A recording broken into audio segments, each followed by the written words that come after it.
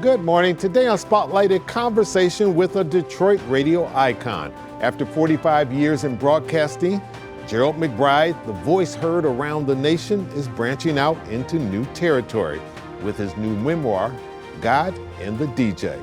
This follows his critically acclaimed Hollywood movie about an unlikely story. And all of it is a fitting way to kick off Black History Month. And later on our Sunday morning program, we pay tribute to 4 legendary Detroiters who recently left us. It's Sunday, February the 8th. I'm Chuck Stokes, and this is Spotlight.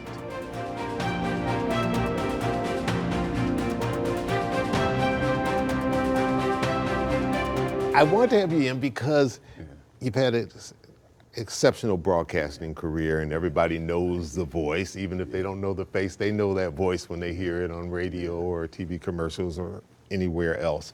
But it's like you're branching now into a whole nother realm. Yeah. You just wrote your memoir. Yeah. Shortly before that, you did your Hollywood style type of movie. We'll talk about both, but let's start off talking about why this, why now? Why this and now? That's a very good question. So we can just kind of talk about the book first. Okay. I had a cousin who called and said, can you just jot down some information about you? I'm putting together a family book, and it'd just be nice for the relatives to know who you are. Not just me, she was asking a few relatives to do this, which I think is a great idea, Chuck, when you think about it, because I remember asking my mom, well, Mom, who is... We're all curious. So yeah, I want to know, and they can only tell you so many stories, Right. But to have it documented, I think that's what my cousin intended to do. And so start off as a couple chapters. Just a couple of chapters, and I just started writing. I got a whole. I was like, I got to tell this story, I got to tell that story, I got to tell this story, and it turned into a book. With the title God and the DJ. That's a provocative title. When I first heard it, and I was listening to you on radio one day, and you said, I got a new book, and it's called God and the DJ. Yeah. And it caught my attention, and I think it catches most people like that. Yeah, and it's just about my relationship with God and the Lord, and Him walking me through my life, and just the direction that I needed in this business. This business can be pretty tricky. It can. It can have a lot of ups and downs. So there's a lot of prayers that were needed and answered throughout my career of 45 years. Yeah. So no, it's about my relationship with God. You talk about the highs and the lows. You're very candid about things that you've gone through. Yes. The good times, the bad times. Reflecting back, what were some of the worst times? And then I'm going to ask you what were some of the best times. Okay, some of the worst times, and if you had a chance to read the book a little bit. Yeah, I did. It's a good book. It's a good read. I couldn't put it down. Well, I think one of the stories that I've been sharing on some of the interviews is my first radio job after graduating from Specs Howard School of Broadcasting, and I get an offer to go to Flint, Michigan, to a little AM station that's on AM and I had a shift that was from 3 to 6 in the afternoon. And after graduating from Specs, how you send out the tapes, and I finally land this job, and they wanted me to do an orientation before I started my shift on Saturday. So I went up to Flint, drove up to Flint every day, and sat with another disc jockey and just learned everything. Back then, you had all of these knobs. You had the carts, you had the cart machines, and so I thought I was ready. And that Saturday, I'll never forget, standing in the studio, and the DJ before me said, "Up next is Gerald McBride," and I was like, "Oh wow, this is it!" I can't believe I've been waiting on this all my life. And my mind went blank, Chuck. I could not remember which knob did what. That I sat down. I was so nervous, man, and I reached back to start my record, and I knocked the arm off the record, and it goes scream over the air, and the program director runs in and says, "You're fired." I couldn't even say my first word. So that's how my career started out. Had a good job and you lost it real fast. Yeah, I lost it really fast. And, I would eventually get another chance. And I went back the next time and I nailed it, and I ended up getting a full-time job. But the only problem is I only made $141 every 2 weeks, but I wanted to be in radio so bad. And that, you know, of course, man, I had a car, and the car gets repossessed, man. And then it's always fun to look back on those days, but not relive those days. I mean, just a rough time financially, man, trying to make it in the business. And it would take a while, man, before I actually made enough money that made sense. Well, we all have those kind of stories in the broadcasting career. I was going to say, we all have those stories, right, Chuck? We all have Yours those a little stories. more vivid than mine. Yeah. All right, we're going to take a quick little break. We're going to come right back, and we're going to talk about some of the good times with Gerald McBride. We'll be right back. Stay with us.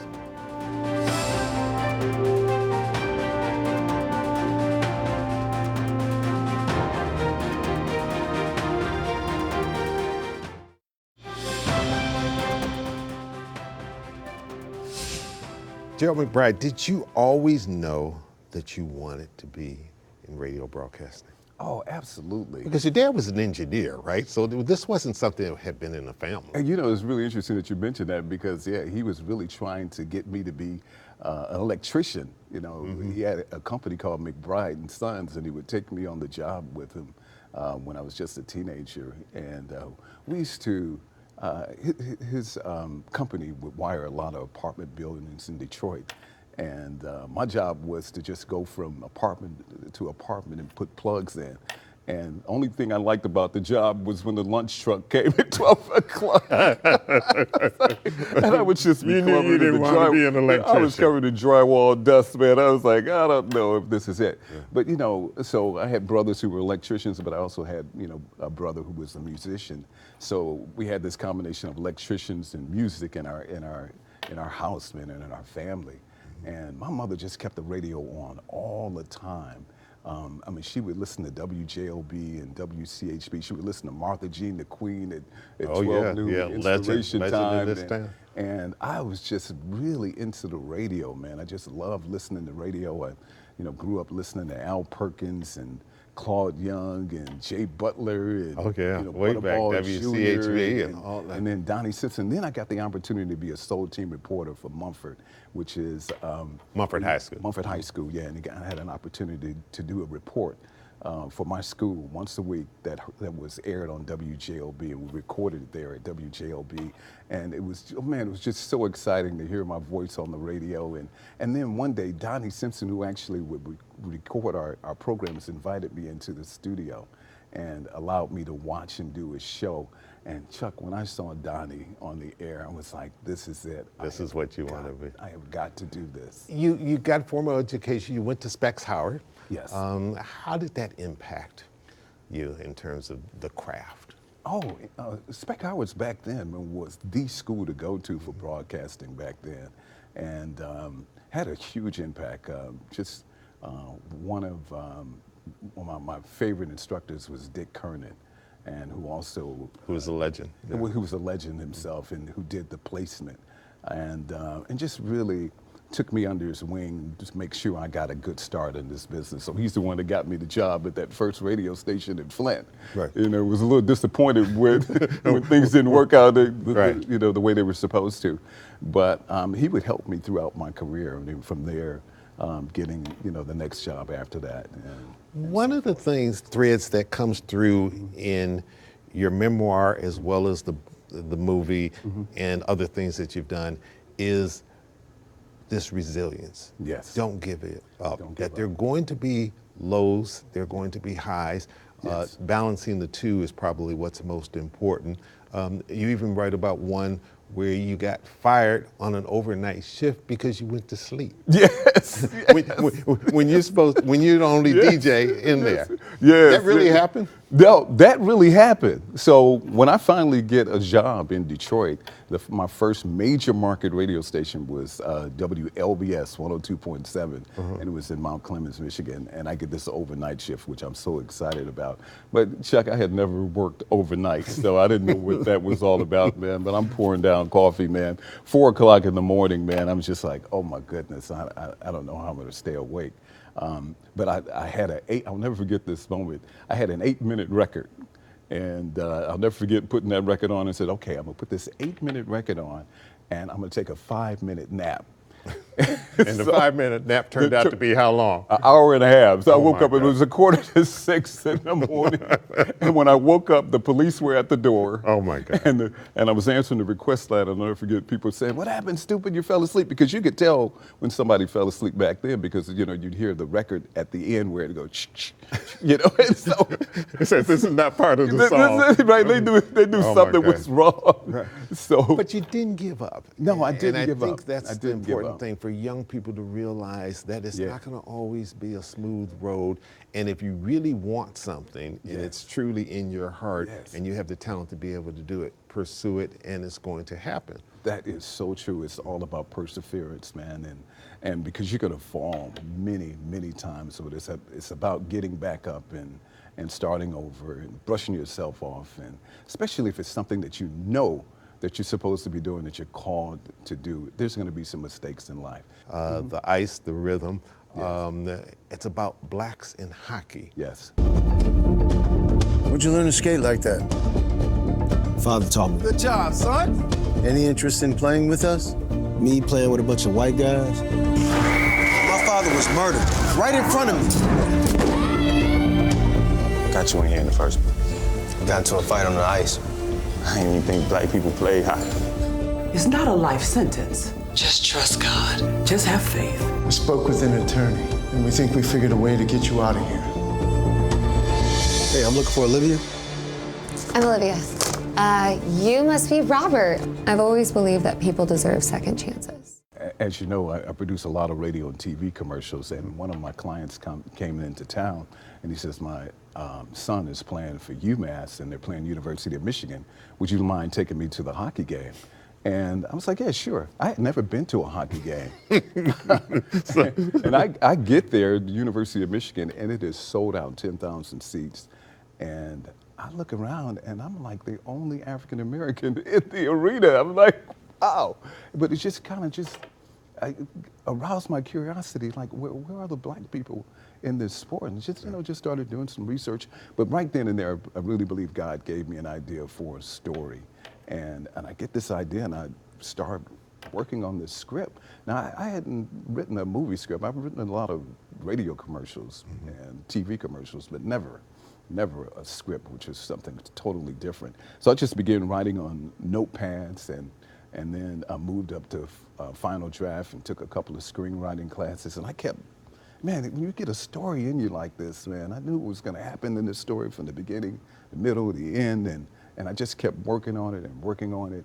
And this was going for years, and I finally started pitching it to some friends of mine in Hollywood. And they said, well, we think you have something here. And next thing you know, you got a movie that everybody can go watch. Yeah, absolutely. Streaming on the big screen, wherever else you go. Yes. All right, I got to sneak another little break in here. You'll appreciate that. We'll come back, and I want to talk about the success of the voiceover business.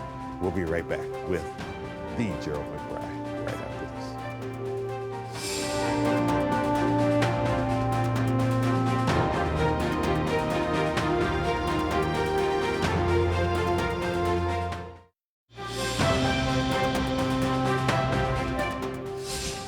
Gerald McBride, you've built a successful voiceover production business. You also have Saturday Night, the old school, which everybody loves. It's become a fixture. You're in 32 markets around the nation, so you're syndicated. It's become extremely popular. It's almost a must listen for people. On Saturday evenings, they set their clock by, okay, we got to go in and listen to Gerald McBride and Lady T and Andre and go back old school. And you have the Battle of the Old School, which of course is great on Mix 92.3 and then other radio stations across the country. But you've worked with people, I mean, you could cause Earth, Wind and Fire, Janet Jackson, Stevie Wonder, Kevin Hart, The Temptations, on down the line, and Fortune 500 companies want Gerald McBride's the voice, but they also want someone who can put their commercials together and do all of that. The success finally came.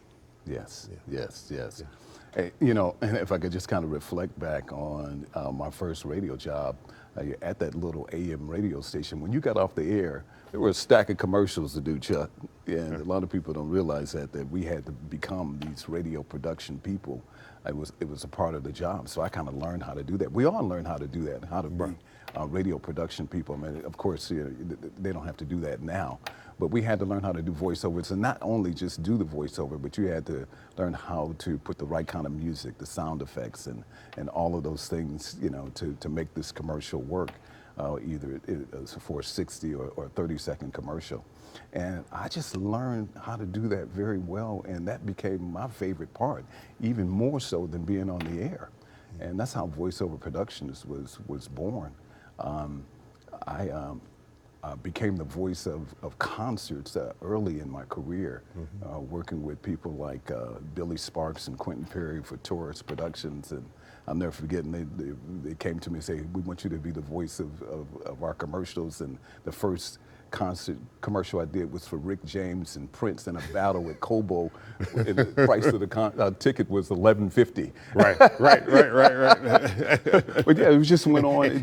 And they had quite a little musical rivalry. Yeah, they did. Too. A lot of people didn't realize. I don't know if you saw that concert, but that was a great concert too, as well. Yeah. But from then on, man, it just started to grow and grow, and I, you know, worked for more promoters and companies like AEG Live and Live Nation, doing tours for Anita Baker, did Prince's tour, Luther Vandross, Mary J. Blige, the list just goes on and on. We still continue to do that today. You tell a story in your book about in your 20s about jumping out of a plane. Yes. The significance of that into life. Yeah. In general. Okay. Just real quick. So yeah, I make a bet with some people that I wouldn't jump out of a plane, and I did. But it happened to be my first time in an airplane, and here we are, 3,000 feet up in the air, and I'm first of all enjoying the plane ride because this was my first time. And he opened up the door and said, "Okay, it's time to get out." And I was so afraid. I can't believe how scared I was. I mean, can you imagine? I mean, it's first time in an airplane, and I jump out. Matter of fact, I don't think I jumped. I think I just got out on the ledge and let go. But anyway, there's a little radio that was attached to my parachute, and there was a voice on the radio saying, "Okay, McBride, pull the right toggle." When I finally woke up, I think I fainted, Chuck. When I finally woke up, I would have fainted before I even got into the plane. Yeah, exactly. Yeah. Pull the right toggle, pull the left toggle. But what I want to mention is that a lot of times in life, I think God will have you take a chance, take a jump, and you're scared, but you got to remember to listen to His voice, and He'll guide you to where you need to be. And you have to trust that voice. Well, at the very end of your book, you go to a scripture. You say, "Don't be afraid. Just believe. Just believe." I was so afraid to step out on faith and make that movie.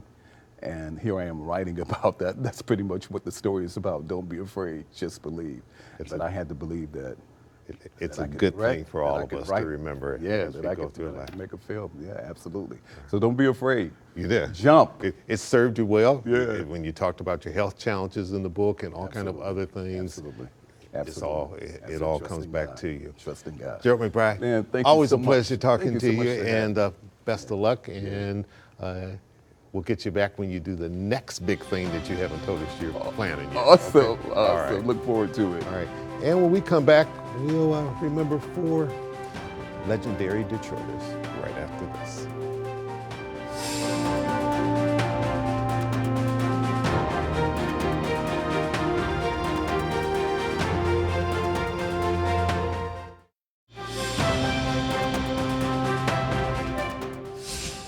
And finally today, it has been an unusual winter week. We lost not 1, but 4 outstanding citizens who will always be tied to the Metro Detroit area. Our condolences to the families and friends of Ishmael Ahmed, Arab American community and political leader extraordinaire, Ron Schoolboy Teasley, 99-year-old African American professional baseball trailblazer, coach, and Hall of Famer. Mickey Lolich, Detroit Tigers left-handed all-star and MVP of the 1968 MLB Championship Series. And finally, Woody King Jr., a native Detroiter who attended Wayne State University, but claimed his fame in New York City in their theater industry. 20 years ago, I traveled there to profile him for the 2006 Ford Freedom Awards. Here's a brief look back at the trailblazer who sparked the careers of so many great actors and actresses. I can handle this. I can handle it. His name is Woody King Jr., and in this court, he is the king, though he would tell you he is part court jester, part servant, and part magician. On this day, Director King is preparing for an opening day of the one-act play called The Stuttering Preacher at the New Federal Theater, which he founded. It is a familiar scene for producing Director King, who has been overseeing shows on New York's Lower East Side for the past 35 years. King, who grew up in Detroit, would not only change the face of black theater in America, but would mentor some of today's biggest stars, including Denzel Washington, Lawrence Fishburne, and Vin Diesel. Actor Tommy Redmond Hicks, who was in Spike Lee's She's Gotta Have It, says it was King who gave him his big break right out of college. When you meet Woody King in this business, the world opens up. Oh, yeah. And then when I heard little comments from friends and family members when they were talking about a black guy. Hicks, who is also directing a one-act play at New Federal Theater called Champion, can't stress enough the importance of King's work. New Federal Theater, I dare say, is the most important black theater institution and is as important as any theater institution in the United States. New Federal Theater alumnus Morgan Freeman agrees. Woody was one of the first black producers on Broadway. His credits are numerous: actor, director, author, and filmmaker. King seems to take it all in stride, but its impact is undeniable, making him a true pioneer. To watch Denzel get an Academy Award, to watch Morgan get an Academy Award, or to watch a preview of Mission Impossible 3 with Lawrence Fishburne, and when they say, "Oh God, he's great," and they stand up and give him a standing ovation, then you say, "Yeah, they saw what I saw." Woody King Jr., a man with courage, vision, and passion for the arts, making him a true pioneer. They will all be missed. I'm Chuck Stokes. Have a good week.